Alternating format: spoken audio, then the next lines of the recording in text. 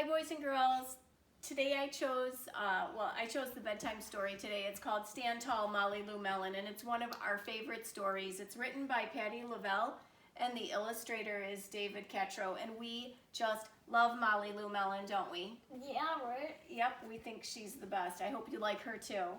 She looks so small. Molly Lou Melon. Molly Lou Melon stood just taller than her dog. She was the shortest girl in the first grade, but she didn't mind. Her grandma had told her, "You walk as proudly as you can, and the world will look up to you." Look at her bed. That's so huge. It is so huge. Because she's like a tiny little ant or something. She's like the same size as like a bird or something. Her grandma told her, "Walk as proudly as you can," and so she did. And she walked down the banister on her hands. Yikes. Yep, and she had an audience there at the bottom of the stairs, all the little creatures that live with her. Molly Lou Melon had buck teeth that stuck out so far she could stack pennies on them. She didn't mind. Her grandma had said, "Smile big, and the world is going to smile right alongside you." And so she did. Oh my god, that's so weird. Molly Lou Melon had a voice that sounded like a bullfrog being squeezed by a boa constrictor. She didn't mind. Her grandma told her, "Sing out clear and strong, and the world will cry tears of joy." Look at that. And so she did. Look at that. Yeah. Look at that. Look at her. Those things are Yeah. Molly Lou Melon was often fumble-fingered. What does that mean? Clumsy.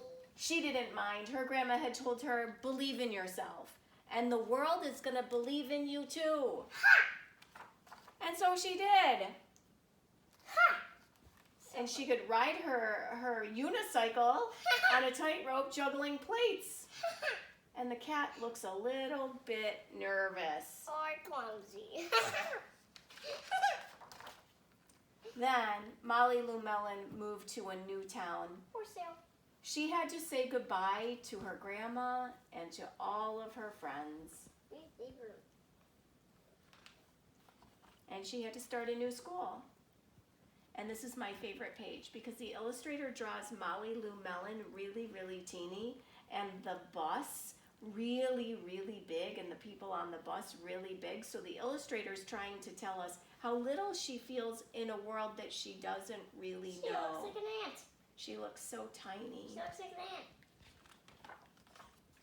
On the first day of school, Ronald Durkin called her Shrimpo in gym class. When the game started, Molly Lou Melon caught the football, ran under the legs of Ronald Durkin, and scored a touchdown. And all the children thought, "Wow, she's really good." And Ronald Durkin felt really, really foolish. He might be doing like a front flip or a back flip. I think a back flip. On the second day of school, Ronald Durkin called her Bucky Tooth Beaver. Molly Lou Melon took out her stacking pennies, stacked 10 high on her teeth, and smiled as big as day. And all the children smiled with glee. And Ronald Durkin, he felt so foolish. And on the third day of school, Ronald Durkin said, "You sound like a sick duck, honk, honk." Molly Lou Melon sang out a quack, Quack. so clear and so strong that it made Ronald Durkin somersault backward, hit his head, and have to go to the nurse. All of the children cried with joy to be free of Ronald Durkin for the rest of the afternoon.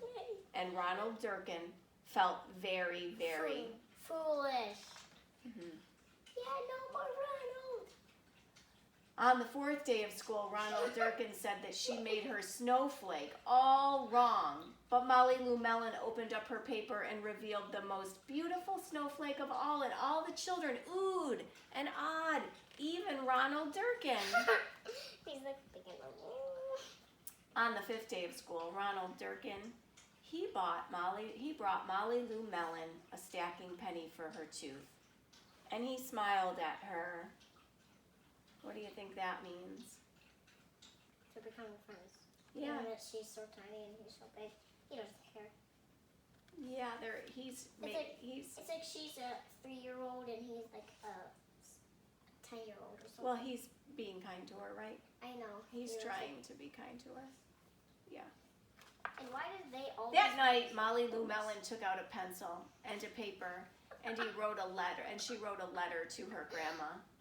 Dear Grandma, I wanted to tell you that everything you told me was exactly right. Love, Molly Lou Melon. Look at that cat. It's so big. Yeah. He's And so how do you big. think her grandma feels at the end? Her grandma misses her, but she must be kind of what? She feels happy.